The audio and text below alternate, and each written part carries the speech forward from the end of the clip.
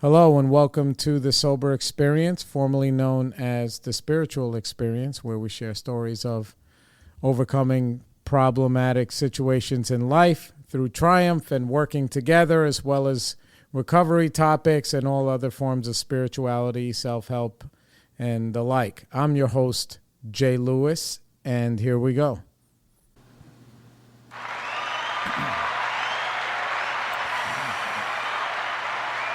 What's up, everybody? Welcome back, Sober Experience. Don't forget to like and subscribe on all podcast platforms, including, again, our YouTube page.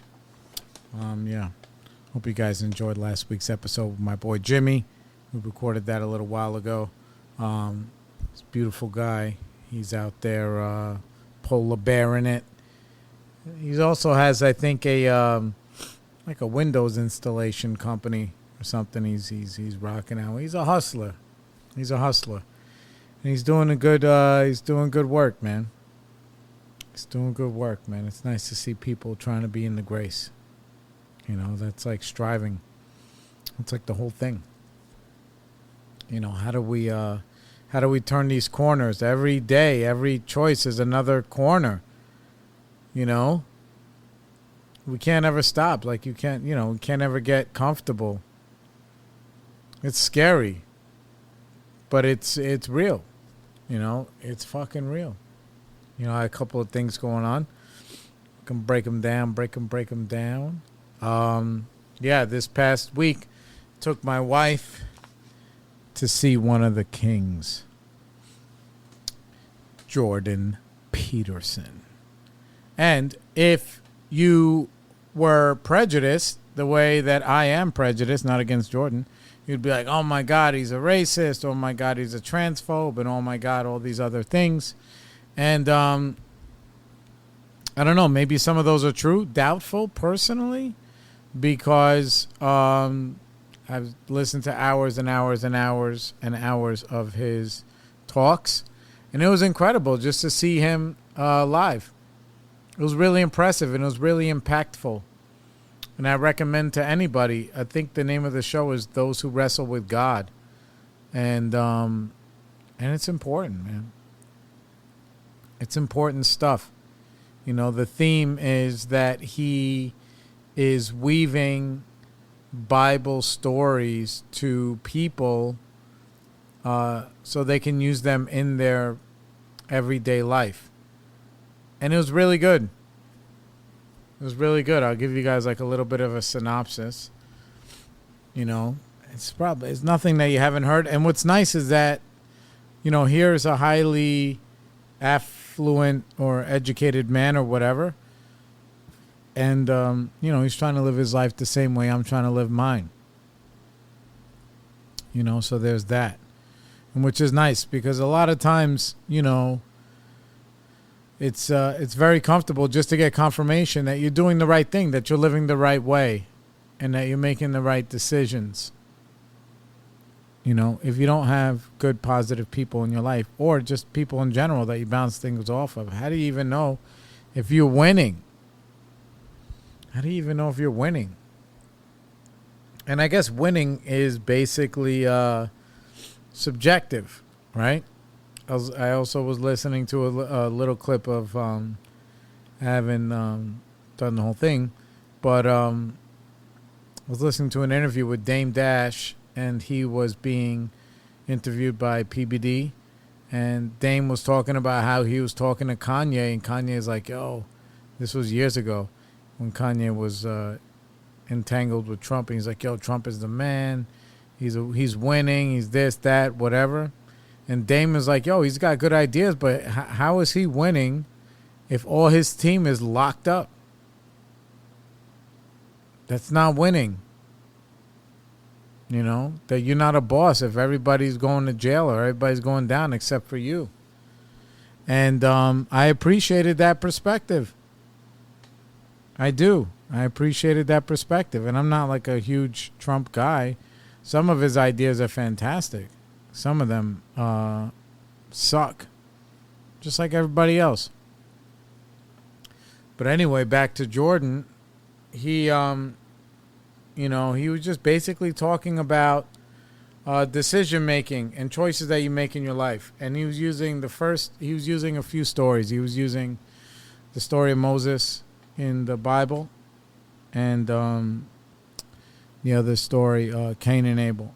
And, he's like, yo, Moses is he's a shepherd. He's doing his thing. Mind you, he's he's a shepherd. And he reminds everybody how difficult of a job that was back in the day. You're a shepherd. You got to watch the sheep. You got to make sure they don't get picked off. There's all kind of animals and all kind of predators out there that'll kill your flock. You don't have an iPhone or something telling you what's going on. There's no AR-15s or whatever. Yeah, it's a real fucking job, man. It's stressful, I'm sure. And Moses apparently was a good one. Anyway, so, he's saying that, he's walking through whatever, sees the burning bush. Right now, nobody knows if there was really a bush and was it really burning. Who the fuck knows? That's pure speculation. But what he's saying is that, like, the bush was, like, calling to him. And saying, all the things that it was saying. And he was like, yo, well, how would nobody's going to believe me. If I go back and, let my people go, the whole thing. And God apparently told Moses, like, yo, just tell them it's from me and they'll listen. So he, meaning Jordan, is saying that, we have these burning bushes in our life where, like, we're doing our thing and something is calling to us. Now, it doesn't mean it's a spiritual thing or God or whatever or something like that, but there's something that's calling to you that's against your will. That's what's happening. And you're being drawn towards something. And he's saying that you should follow that. That is what a calling is. Not like, a choice. It's like something beyond a choice. It's something that you are attracted to. That it's against your will. It's pulling you against your will. Whether it's a love interest, whether it's a career. So you won't have any problems being dedicated to it because it's real. And he's like, you need to pay attention to that. No, that's the way that you need to go. So in the story, Moses is like doing all this shit to please God and whatever. And, the story goes is that, what the comparison to your regular life is that, if you please God, then you're happy and then you're doing your purpose and you have to think about all of those things versus what do you personally want. So you may not be pleasing God, but you're going to be happy if you just follow those embers, those little lights that they bring you from place to place throughout your life. When you're going down the wrong path, you just know. Sometimes you make a mistake, but willingly going is a different thing. And I thought that was very impactful because I had that in my life where, different jobs or whatever that I had, like, yes, that was like the quote unquote moth to a flame. But also like the very impactful things like my decision to take sobriety seriously. That's like something that I don't have to work on that. That decision is inside my heart. It's inside my spirit. It's inside my soul. And that's why I do all the shit that I do. Because it happens against my will. Like, I know that this is the way for me. Like, you just know it. Same thing with my business. Similar, like, with my wife. With my woman, man. When I met her, I was like, oh, man. It's very... Yeah. I was falling in love with this person against my will. Yeah, that was tough. Yeah, so the whole talk, and this guy, he spoke for like 90 minutes. He was weaving that in with like, okay, now that you follow this flame, to try and get fulfillment and happiness and try and be useful on earth. Now he starts talking about Cain and Abel. He's like, okay, like, now while you're on that path, you have choices that you have to make. You have choices that you can make which are selfish and selfless, that go along, that keep you on that path. And those choices, from actions that you take, you're going to be responsible for. And that's what he was also saying, that, like, obviously for those who know, like, Cain killed his brother, because he was mad at God and he's mad at the world and he's mad at everything. And God was just telling him, you are not doing your best. That's why I'm not happy with you. And meanwhile, he was blaming everybody else. He eventually kills his own brother, And he was saying things without saying them directly, that there are groups of people that blame everything on everybody else and don't have any agency in their own suffering or in their own life. They don't have any of that stuff, that it's just a blame game. And he didn't have to label people, so he could make it for everybody, which was beautiful. Because, he was saying that God told Cain, like, look, that anger, that hate, that jealousy, that rage was basically like the devil coming to your door, whispering all these things. And he wasn't telling you, hey, Cain, do your best. He was telling you, no, you're not getting your fair share. And look at Abel. God fucking loves him. And look at you. You're not getting your fair share. Yeah. And then he's like, so it's your responsibility. You let that devil into your home. And then you started, and the devil doesn't bring you all the way to murder right away. But what it does is, one second, I'm texting my son, I'm sorry. But what it does is that it requires your participation.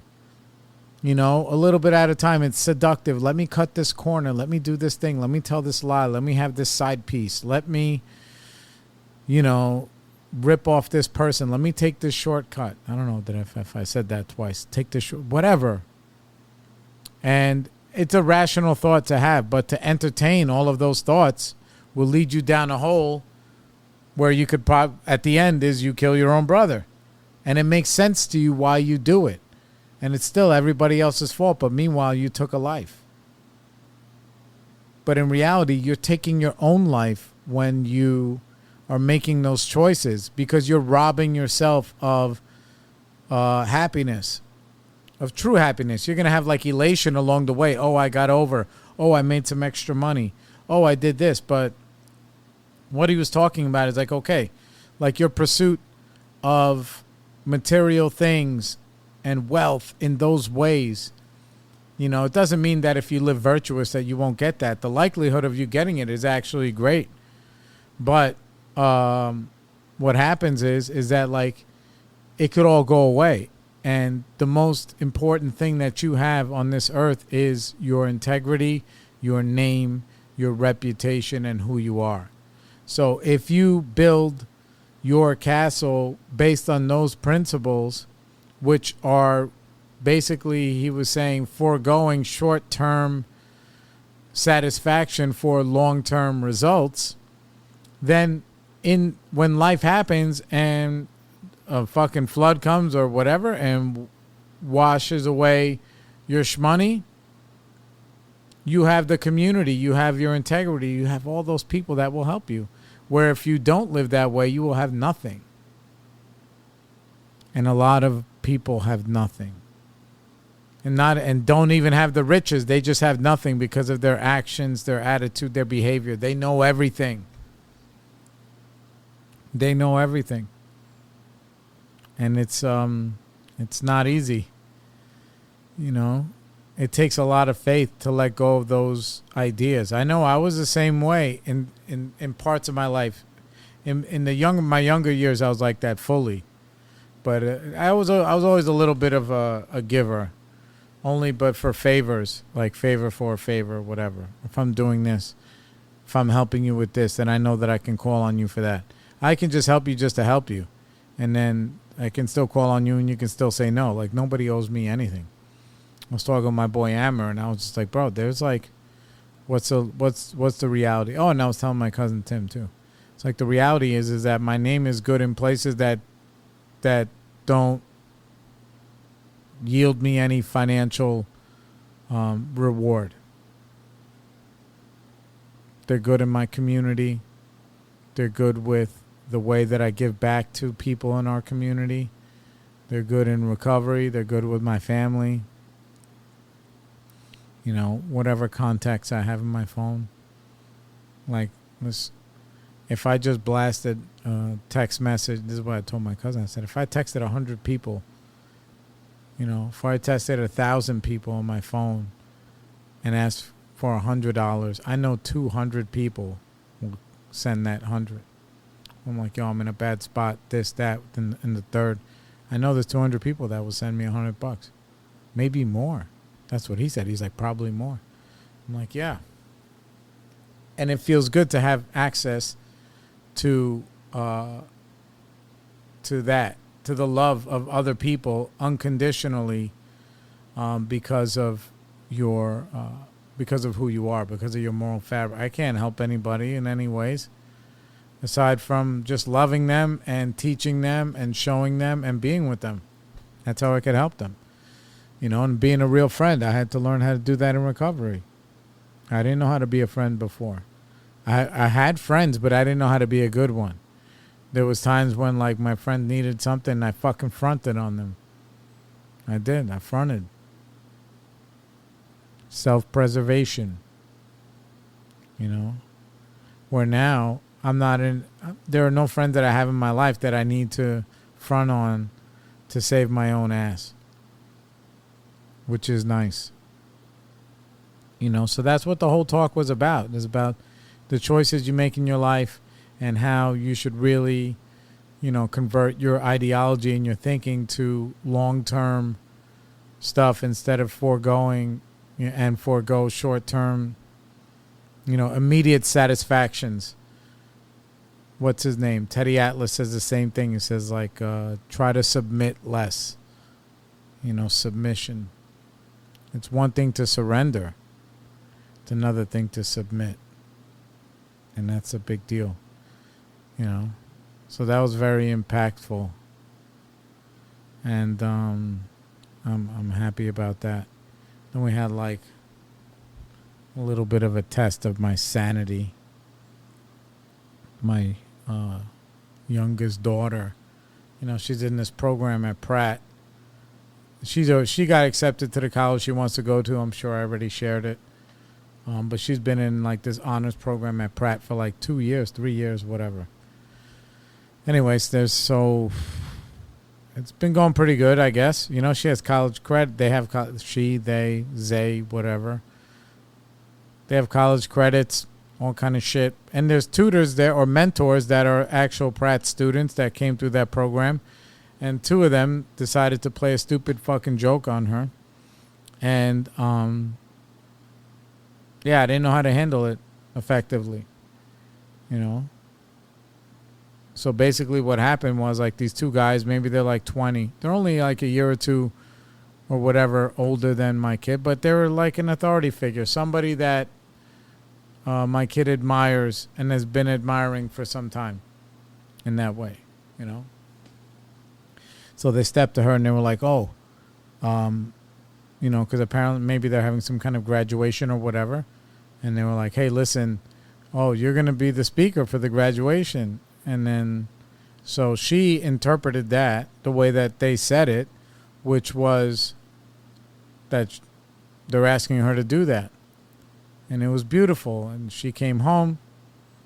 And she was anxious and she was excited and she felt not validated, but she felt honored. Similar to what she felt good.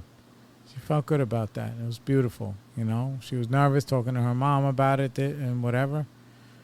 And then I come home Wednesday Was it Wednesday?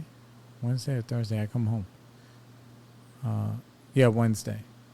And then my wife is like telling me the story that happened last Saturday. And then on Wednesday when she saw them again, they were like, haha, we were joking. It's not you.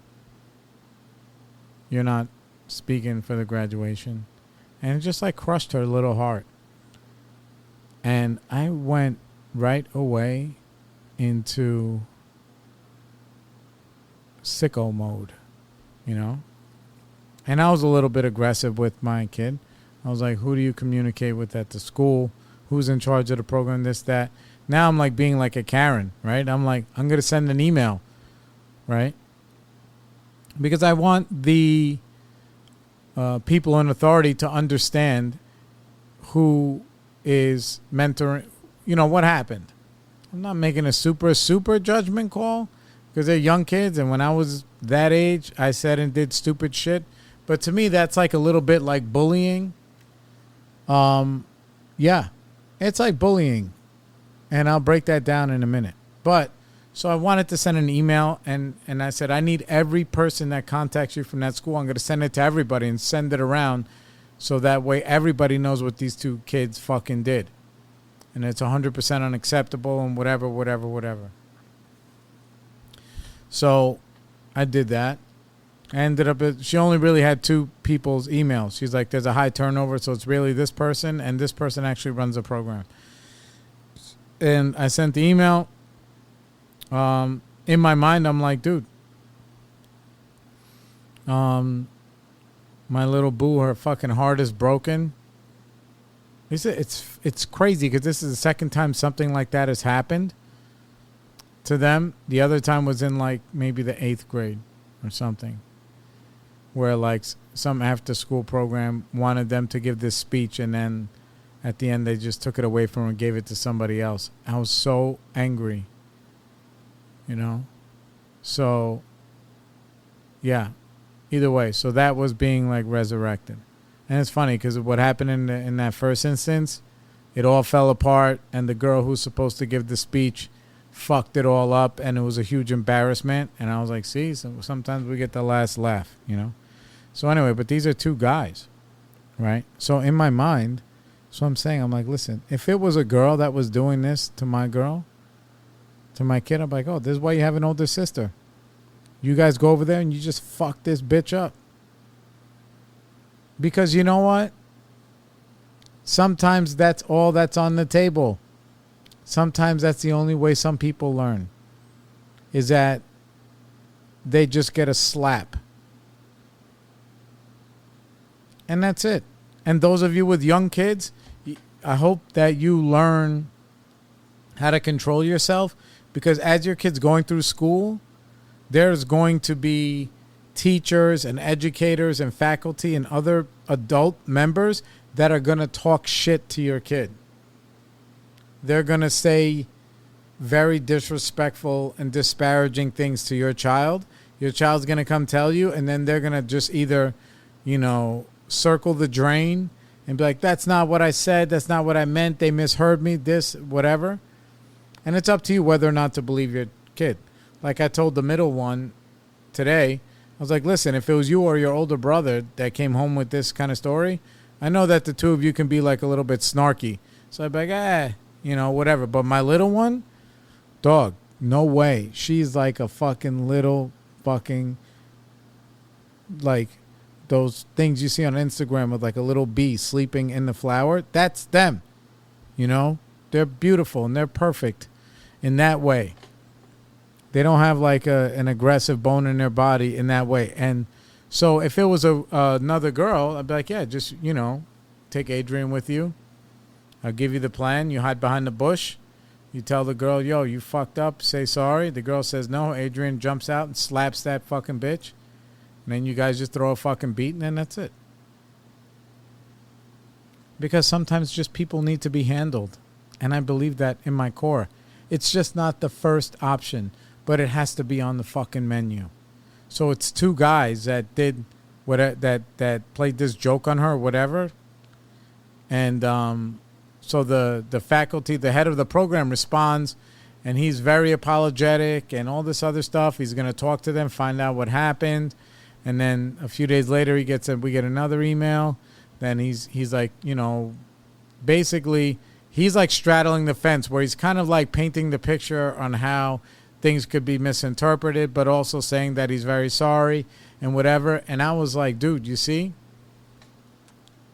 And then my wife is like, no, I'm going to respond to this one. So I let her she's like, because at the end of the day, you could never tell if those two kids, when they were pressed by the faculty guy, if they even told the truth or if he even asked them. You can't. But he said that they're going to apologize to her to their face and they're very sorry and it was a mistake or whatever. And to me, that has to be good enough, because asking people to tell the truth and to live by the shit that we were just talking about in the first 10 minutes of this episode, you're asking a fucking lot. You're really asking a lot of another human being to do that. Most people are incapable of doing that. They're just being like, you know what? I was wrong. And I'm sorry. And I apologize. And without any fucking by the ways or excuses or whatever. Like, they were wrong. That was it. And what they did was wrong. So, I had to, at the time, I didn't let it burn me up for days. That my wife, she doesn't have any program, so she's been mad for like a day and a half, where me, I'm like, look, I let it go to the extent that like, that I wasn't just going to run up there, ask for a meeting so I could slam the kid's head into the table in front of everybody and then just stand there and wait for the police. Because that's also on the menu, and it's okay. To me, it's okay. Like, I have these, what are they called? I'm not going to say dreams. Visions. I have these visions where I'm like, dude, all right, that guy's an artist or whatever he does. Okay, if I just break 3 of his fingers, guess what? He ain't going to be doing art for 6 months. He's going to be scared. He's going to learn his lesson. I am going to go to jail for a day or two. I will come out. I will pay the fine. Let's say it's $5,000. And I'll do a little bit of community service. And I will be 1,000,000% okay with that. Because that thing is going to live with that kid for the rest of his life. That you got to be careful who you fuck with. You just have to be.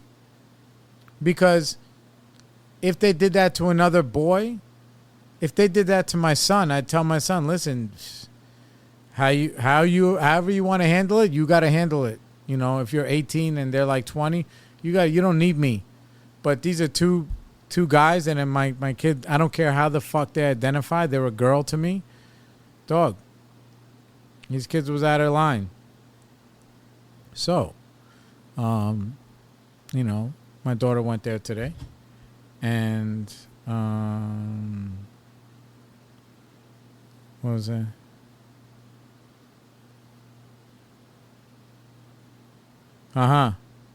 He said this is happening in real time, and I love all of you, because I asked them now. I said, how did everything go at Pratt? And she said, hi, yes, everything went well. I spoke to both Angel and Josh and said how I felt. Josh also said that if you would like, he can apologize to you and Ma as well separately. I don't need an apology from that kid. Not to me. Listen, when I was that age, again, I said and did things to people knowing that a repercussion might come, and I did them anyway. I did. So I just wanted to make sure they understood that. What do the kids say? Fuck around and find out? That's what they say. You fuck around, you find out. That's why I have all my cousins that listen to this show, they know. They know. And some people who ended up on the wrong side of that equation, they found out. They fucked around and they found out. And my cousin was like, oh, shit, you thought he was just like a little white boy? That he don't have all these crazy black and brown Puerto Rican cousins that don't care about their freedom? Because for us, it's like it's an even trade. It's okay. Listen, this person, you know, gets busted up face. We go to jail for a couple days. We come out. We do some community service. But that person knows not to fuck around anymore. And guess what? Any person that knows them knows not to fuck around anymore. That's if you can't handle things amicably. You know, like I said, that kind of stuff, it's not the first stop, but it is a stop on the train. You know, and as a father and as a son and as a protector in those ways, it's okay. Like so my sponsor is, when I call him, he's like trying to like not talk me out of it, but he's trying to reason with me. Because he always says like, oh, if you're angry, you're wrong. And I'm like, no, that's bullshit, because that's what the program kind of tells you. It's like, no, situations warrant you to be angry. That's real. My response cannot be that vision that I just let go. It can't be my initial response. It can't even be the third or fifth one. I mean, who knows? You know, the wrong day, wrong time. It could be the I don't know. Listen, I haven't gotten into any kind of thing like that in very, very, very long time. Extremely. So I've learned how to de-escalate stuff. I've learned how to let stuff go. My son, who I love so much, he was everything to me. He put a post on the computer the other day. On the computer. And it made me so proud. I told him, I said, listen, this Jordan Peterson shit was so impactful. It was impactful for me because I wasn't learning anything. But I wasn't learning anything that I didn't already know. It cemented some stuff and how I make my choices. And it's a good reminder on how to make good choices. You know, make good choices. That's the whole shit. Make good choices, take good actions. But it would be really impactful for my son because he's not in a program where he learns how to do that. Anyway, so my son makes this thing, and it was so inspiring for me. It said, peace is letting people be wrong about you. And I was like, wow, man. That's incredible.